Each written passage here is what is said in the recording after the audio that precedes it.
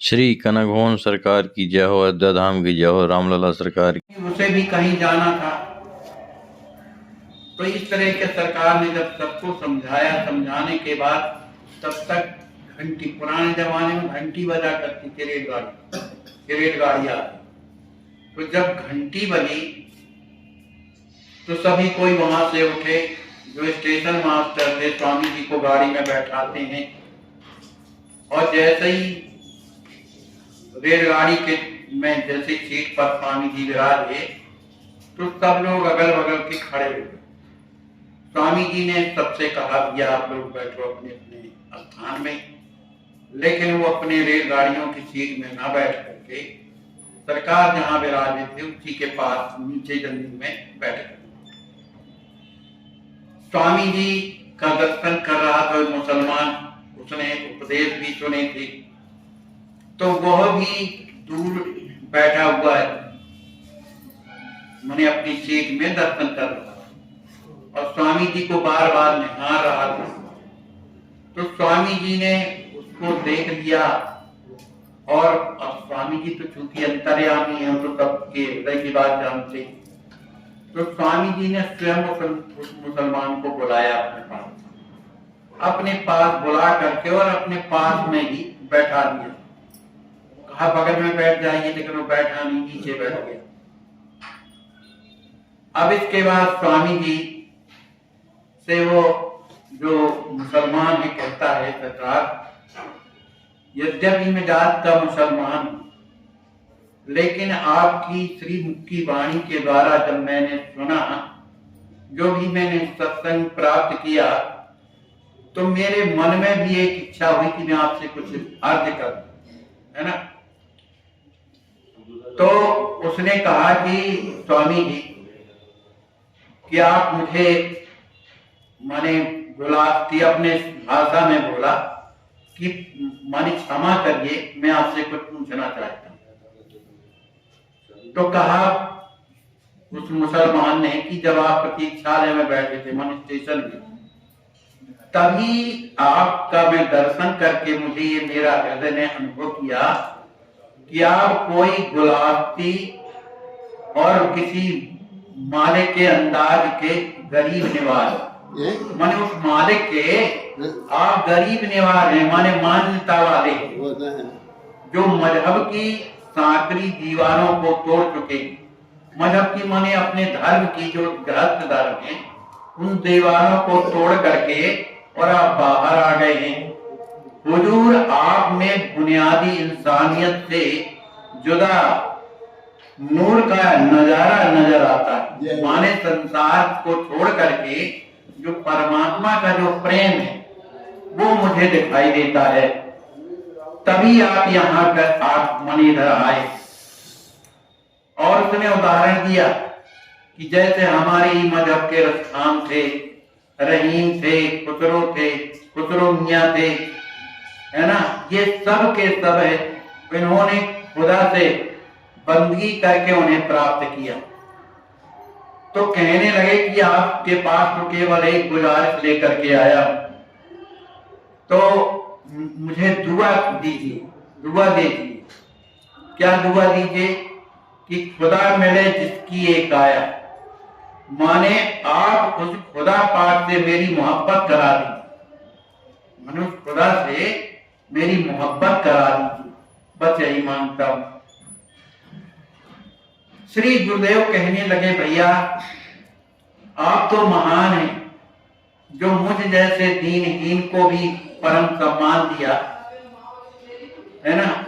तो आप तो वैसे भाग्यशाली हैं, क्योंकि आपको खुदा, माने लोग खुदा को कहां प्राप्त करना चाहते हैं, दुनिया का ऐश्वर्य चाहते हैं, मान चाहते हैं, बड़ाई चाहते हैं, लेकिन आप खुदा से मिलना चाहते हैं, ये बहुत बड़ी बात है। तो कृपा किया है खुदा ने, तभी तो आपके यहाँ के हृदय में इस तरह से भाव है। उसी समय पर एक माता जी आती हैं और स्वामी जी के पास खड़ी होकर के पंखा करने लगती, और माने स्वामी जी कहाँ है? ट्रेन के अंदर। ट्रेन में ही उस माता जी ने जैसे स्वामी जी का दर्शन किया तो पंखा झलने लगे। फिर एक पंडित जी आ गए, वो भी हाथ जोड़ करके खड़े हो गए, स्वामी जी से कुछ बात करने लगे। अब इसके बाद गाड़ी चलते हुए वहां से मथुरा आती, स्वामी जी मथुरा में उतर गए और यहाँ जब लोगों को पता चला भोपाल में कि स्वामी जी वृंदावन में हैं, तो उनका पता लगाते हुए और भी जो लोग आए हैं उनमें श्री राम शोभादास जी महाराज भी हैं। वे स्वामी जी के पहले ही मिल चुके थे, लेकिन जब उतरने का समय मथुरा के बाद तक सब जगह अलग अलग लोग जाते हैं, तो रामेश्वर दास जी राम शोभादास जी ने जाकर चरणों में प्रणाम किया और कहा कि स्वामी जी यदि आपकी आज्ञा हो तो मैं आपके साथ यात्रा करूं। स्वामी जी ने कहा ठीक है भाई, जो कह रहे हैं अच्छी बात है, लेकिन यदि आपको शासन के द्वारा अवकाश मिले, माने नौकरी करते थे तो अच्छी बात है, चलिए। तो उन्होंने कहा कि मुझे अवकाश की आवश्यकता नहीं है, सभी छुट्टी का समय चल रहा है। तो इस तरह से स्वामी जी ने कहा ठीक है चलो। इसके बाद कोई एक रास बिहारी थे, बिहारी उनका नाम था, तो स्वामी जी का दर्शन करते ही व्याकुल होने लगे, यानी बिलखने लगे और मूर्छित होकर वहीं गिर जाते हैं। तो सभी भक्त देख करके दुखी होते हैं। गुरुदेव ने इधर उधर लोगों को जब देखा तो स्वामी जी बड़े प्रसन्न होते, उनके भाव को देख करके, और वहां बैठ करके सुंदर भगवान की कथा सुनाते हैं। इस तरह से स्टेशन में ही सरकार विराज करके संपूर्ण रात वहां व्यतीत करते। अब चूंकि सवेरे गाड़ी थी, दिल्ली जाना है, तो दिल्ली से फिर उन्हें हरिद्वार भी जाना है। तो जब दिल्ली गाड़ी पहुंचती है तो दिल्ली में भारी भीड़ थी, कहाँ उतरे, कहाँ क्या किया जाए, स्नान बनाना है। तो स्वामी जी की इच्छा हुई कि ऐसा किया जाए कि सीधे हरिद्वार चला जाए, वहां यह स्नान बनाया जाएगा, क्योंकि स्वामी जी को शीघ्र ही उत्तराखंड की यात्रा करना है। तो उस भगवान के दर्शन की इच्छा उनके मन में बड़ी बलवती हो रही है। इधर शिष्यों ने विचार किया कि आज किसी तरह से दिल्ली में रुक जाया जाए तो अच्छी बात है, दिल्ली बड़ा नगर है, तो यहाँ दर्शन करेंगे दिल्ली का, दिल्ली घूम करके आएंगे तो अच्छा रहेगा। तो दुबे जी कहने लगे भैया वहां पर जब आगरा पहुंचे थे तो ताजमहल देखने गए तो कितनी फटकार लगी थी, और कह रहे थे कि दोबारा उपदेश नहीं होगा, वो अब की बार काम बिगड़ा तो सीधे अब स्वामी जी अपन को छोड़ ही देंगे, इसलिए ऐसा मत करो।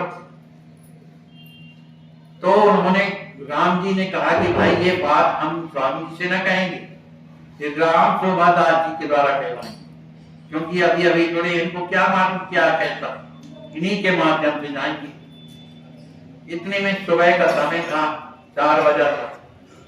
राम शोभादास जी दिल्ली में अंदर जाते हैं कि कहीं मैदान हो तो सरकार सोच चले जाए, लेकिन अब दिल्ली शहर के बीच में कहाँ ऐसा स्थान है। तो उन्होंने देखा काफी दूर जाने के बाद एक बाउंड्री बनी हो, तो उस समय लड़कई स्थिति तो थी, जवान थे, उन्होंने उस दीवार को लांग करके उस पार जैसे ही कूदे तो जिसका मकान वहां बना था उसके कान में आवाज गई। उन्होंने कहा चोर आ गया। कौन है भाई देखो। अब ये तो कुछ बोल ना सके, वहीं खड़े हो गए, और जो जिनका वो बगीचा था वो वहीं आ गए।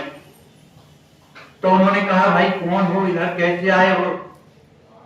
तो राम शोभादास जी ने कहा भाई हमारे साथ में सरकार है और कहीं खाली जगह नहीं है, डोल डाल जाने की जगह मैं खोज रहा हूं, तो इसलिए यहाँ पर आया। अब वो कहा जाने कौन सरकार है कौन क्या। वो बोला भैया कौन सरकार कौन है, कहाँ की सरकार है, और ये डोल डाल क्या बोल रहे हो, पागल हो क्या, है ना। और बड़े क्रोध में भर करके कि ये निश्चित रूप से चोर है। तो मकान मालिक जिसका मकान बगीचा था वो इनको क्रोध में भरकर जैसे ही मारने को दौड़ा तो ये किसी तरह से खून फान के वहां से भाग। अब लौट करके आए, कहने लगे भैया यहाँ कोई जगह नहीं है नोट डाल, तो किसी तरह से बच गए और निपट गए और होते वहां पर।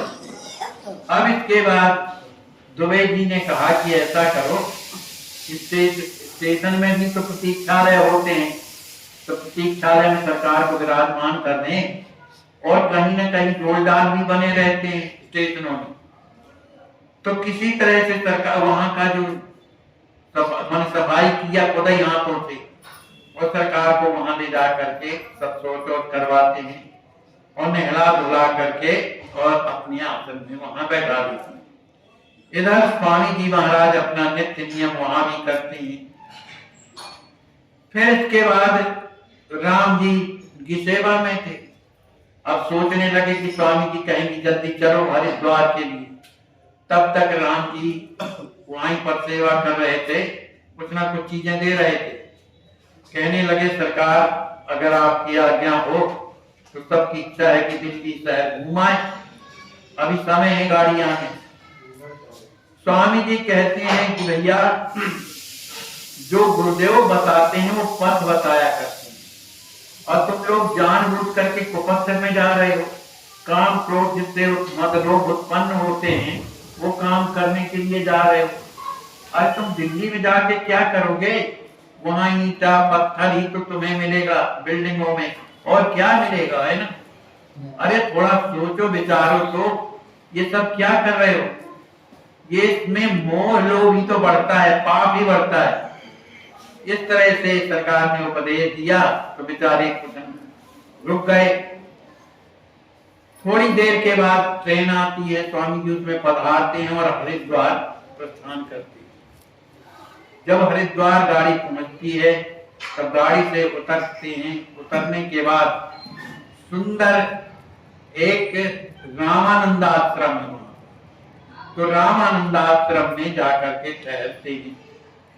क्योंकि रामानंद आश्रम वालों ने स्वामी जी का नाम सुन रखा था कि अयोध्या में श्री राम कुंज है, वहां के जो स्वामी जी हैं भगवान के अनन्य उपासक के साथ बड़े प्रेमी हैं, ये इस तरह का भाव लोगों ने जान दिया था। तो सभी परिचित स्वामी जी के पास आते हैं, चरणों में प्रणाम करते हैं। उनमें एक जो महंत जी थे रामानंद आश्रम के, वो स्वामी जी के चरणों में प्रणाम करके और को माने स्वामी जी को अपने हृदय से लगा लेते और सुंदर माला प्रसादी भगवान की थी स्वामी जी को देते हैं। तो स्वामी जी ने पूछा कि आपको हमने कहीं देखा? उन महंत जी से कहा हमने आपको कहीं देखा है?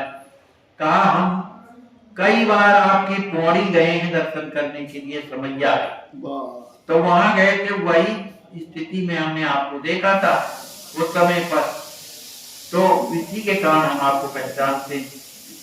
जब पौड़ी का नाम लिया तो स्वामी जी का हृदय भरा, श्री राज किशोरी जी की याद आने लगी, वहां के दृश्य उपस्थित हो गए, सरकार प्रेम में डूब गए। इसके बाद वहां जानवी जी गंगा जी बैठी हैं, वहां पर सब लोगों ने दर्शन किया।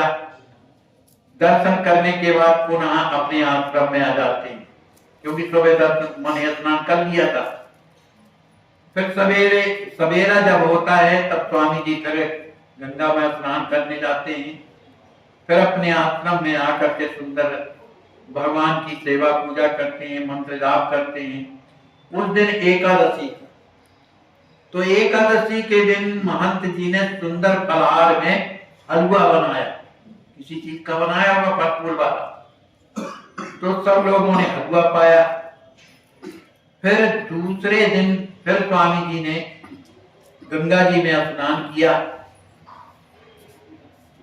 उसी समय जैसे गंगा स्नान करके चले आ रहे थे तो वहां पर मूली बिछ रही थी। तो गोविंद दास जी ने देखा कि ये मूली तो बहुत कोमल है और स्वामी जी के अनुकूल भी है, तो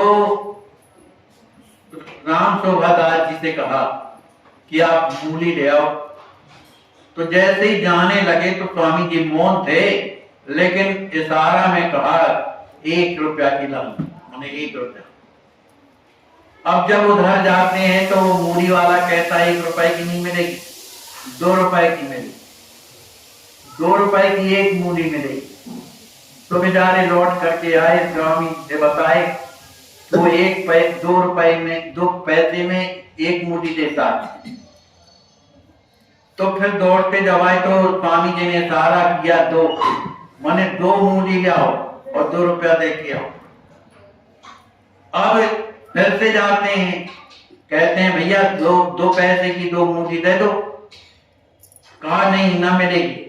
उनने कहा 3 पैसे लगेंगे तब 2 मूढ़ी मिलेगी। फिर लौट करके आए। अब वो बार बार स्वामी जी पास आवे, फिर जावे। अब वो थकने लगे, राम तो दास जाते। अब उन्होंने कहा कि वो मूढ़ी मिले चाहे ना मिले, ऐसा सरकार को इतना थोड़ी सोचना चाहिए। अरे 2 पैसा 1 पैसा के पीछे लगे हैं और 3-4 बार हमको यहाँ से वहां भगाया। लेकिन स्वामी जी तो हृदय की जानते हैं ना। सोचने लगे, बोलो इतनी तेज धूप में 4-5 बार गया एक मूढ़ी के लिए, और स्वामी जी ने भी इशारा से 1 पैसा 2 पैसा इस तरह बताते। हमें तो लगता है कि अत्यंत कृपण है स्वामी, मन की बात है, कहा कुछ नहीं। लेकिन स्वामी जी तो सब जानते हैं कि ये क्या सोच रहे हैं। तो जब स्वामी जी की सेवा में आए तो सेवा जब चल रही थी तो स्वामी जी ने कहा इस पैसे का महत्व क्या है आप लोग नहीं जानते। अरे भाई, ये किशोरी जी की संपत्ति है ना। प्रत्येक संपत्ति जिसके पास जो भी है वो सब किशोरी जी की संपत्ति कहलाती, तो उसका बचाव करना चाहिए। उतना कुछ और बचेगा तो कुछ और काम में आएगा। बाकी आप जो सोचते हो कि हम लालची हैं और ये है वो, ऐसी भाव नहीं है। किशोरी जी की संपत्ति के कारण से ही हमने ऐसा आप लोगों का काम। अब लो भैया, सब रह गए, कुछ ना बोले कि भैया हम तो कुछ भी सोचते हैं, तब तक आप जान जाते हैं, अब क्या सोचें। दूसरे दिन द्वादशी थी, तो वहां के जो महंत जी थे उन्होंने सोचा कि जब रुके हुए हैं तो बढ़िया भोग बनाया जाए, दोपहर का भोजन और भी बार भोग बनाया जाए। अब ये चूंकि तो लड़के थे, इनको भूख लगी थी बड़ी जोर से, लेकिन वो महंत जी राम जी को खूब मानते थे, अवलाद जी महाराज, क्योंकि राम जी के स्वरूप मानते थे। तो इन दोनों ने कहा भैया राम जी एक काम करो, अगर तुम महंत जी के सामने जाओगे तो तुम्हारे चरण तो जरूर पड़ेंगे, क्योंकि मानते हैं, और वो निश्चित रूप से बाल भोग तो मैं देंगे तो हमको भी तय करेंगे, क्योंकि आपको तो देंगे ही। तो भैया चलो किसी तरह से, भूख लगी है, बिल्कुल अच्छा है, माने भूख के कारण हिम्मत नहीं पड़ रही। तो जब वहां पर आते हैं तो जाकर के राम जी महाराज ने प्रणाम किया, तो महंत जी ने जैसे ही देखा तो हृदय में भर लिया। आइए राम जी, बैठ के बढ़िया आसन दिया, राम जी जैसे मानते रहे, और सुंदर फलहार दिया और भी लड्डू वगैरह दिए। अब ये दूर खड़े थे, कहा तुम लोग वहां क्यों खड़े? उनने बुलाया, कहा हम इसीलिए तो खड़े रहे कि आप जब बुलाएं तब जाएं। तो उन लोगों ने भी भर पेट बढ़िया लड्डू वगैरह पाए। फिर इसके बाद गुरुदेव के लिए उन्होंने फलहार भेजा, सभी कोई फलहार करने लगे।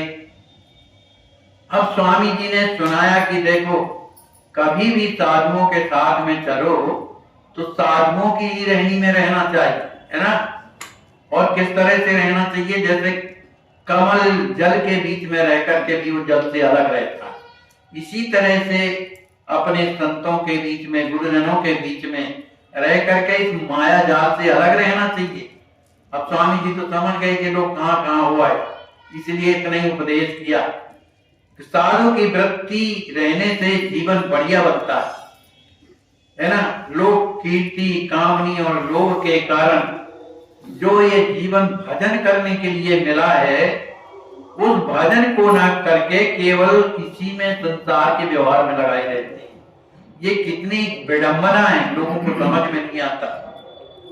और दूसरी बात स्वामी जी ने एक बात और बहुत बढ़िया बताई।